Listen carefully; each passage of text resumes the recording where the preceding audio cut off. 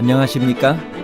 인생의 복잡한 문제들을 말씀으로 단칼에 해결해주는 김종근 목사의 쾌도 남마입니다.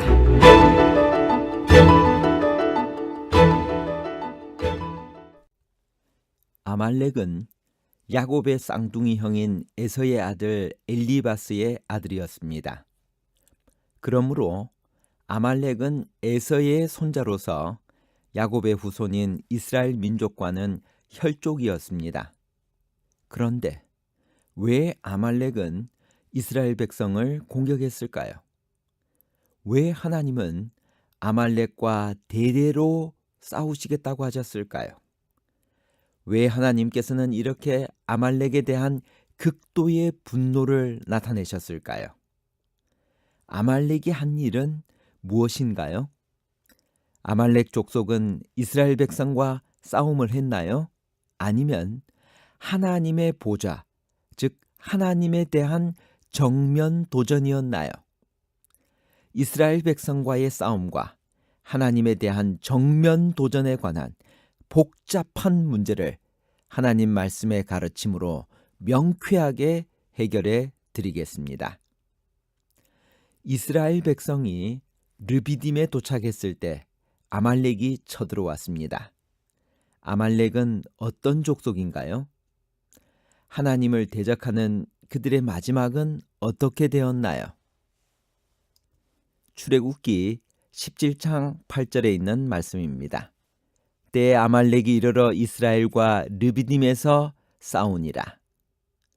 아말렉은 에서의 손자의 후손으로 그 종족의 이름도 그에 따라 붙여졌습니다.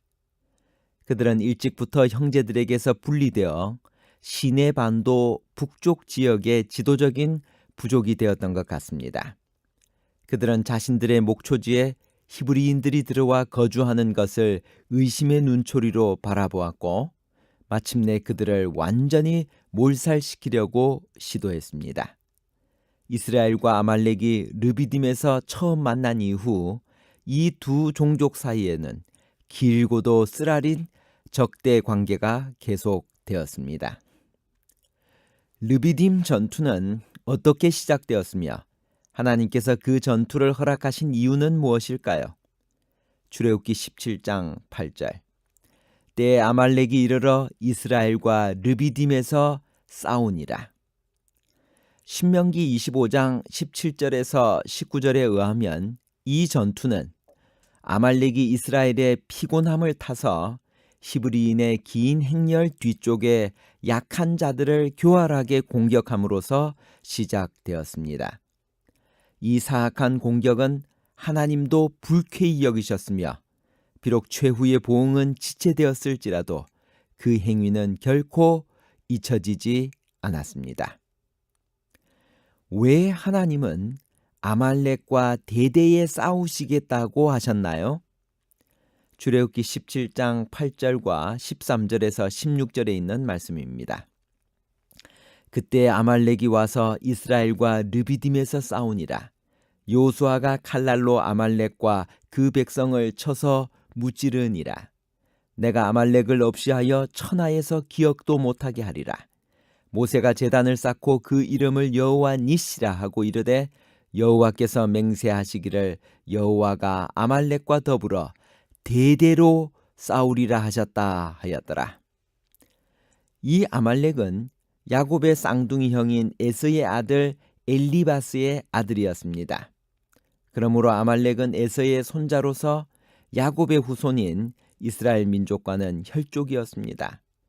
에서의 후손이 건설한 에돔 왕국은 이스라엘 민족보다 일찍 왕권 체제를 형성하여 전술과 병력에 있어서 뛰어난 호전적인 민족이었습니다.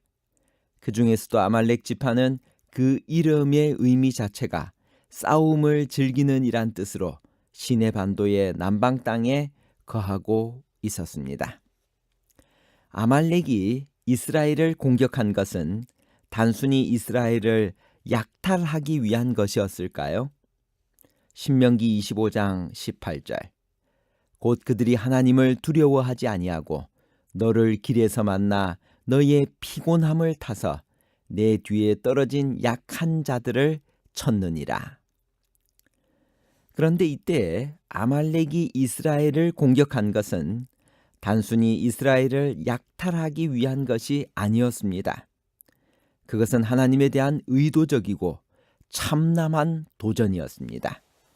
먼저 아말렉 족속은 하나님께서 이스라엘 백성들에게 만나를 주시고 생수를 주신 그 직후에 그들을 공격했습니다. 이것은 현저하게 나타난 하나님의 섭리에 대한 도전이었습니다. 그래서 모세는 아말렉이 이스라엘을 공격한 것은 하나님을 두려워하지 아니한 연고라고 하였습니다. 부조와 선지자 300페이지. 아말렉 사람들이 하나님의 성질이나 그분의 주권에 대하여 알지 못한 것은 아니었으나 저들은 스스로 그분의 능력에 도전하였다. 저들은 저희 신들의 이름으로 맹세하였고 이스라엘의 하나님은 저들을 대항할 능력이 없을 것이라고 자만하였다. 저들은 이스라엘 사람들에게 해나 위협을 당하지 않았었다. 저들의 공격은 전혀 정당한 이유가 없는 공격이었다. 저들이 하나님의 백성을 멸하고자 노력한 것은 그분께 대한 저들의 증오와 도전을 나타낸 것이었다. 출애굽기 17장 16절의 난하주는 어떻게 번역을 하고 있나요? 출애굽기 17장 16절을 제가 새 번역으로 읽겠습니다. 주님의 깃발을 높이 들어라. 주님께서 대대로 아말렉과 싸우실 것이다 하고 외쳤다. 여기 이 난하주에는 이렇게 되어 있습니다. 한 손이 주님의 보좌 위에 있으니 또는 주님의 보좌를 치려고 손이 들렸으니. 무엇보다도 16절의 난하주는 그들의 공격이 하나님을 향한 것임을 분명히 보여줍니다.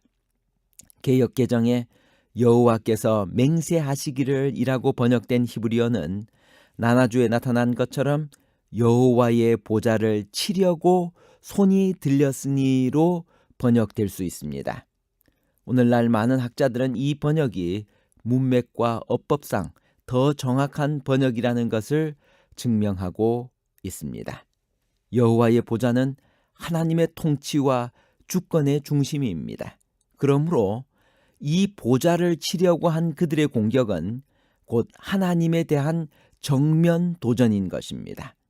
이것은 하나님의 뭇별 위에 나의 보좌를 높이리라, 내가 북극 지폐의 산 위에 좌정하리라고 한 루스벨의 정신과 같은 것입니다.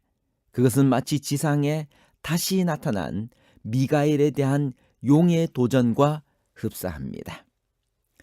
하나님은 아말렉의 공격에서 누구의 정신을 보고 계신가요? 민수기 24장 20절. 아말렉은 열국 중 으뜸이나 종말은 멸망에 이르리로다.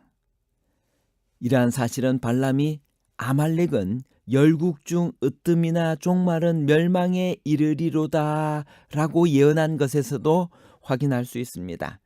이 예언은 루스벨의 운명인 너 열국을 엎은 자여 어찌 그리 땅에 찍혔는고 라는 선언과 근본적으로 같은 내용입니다.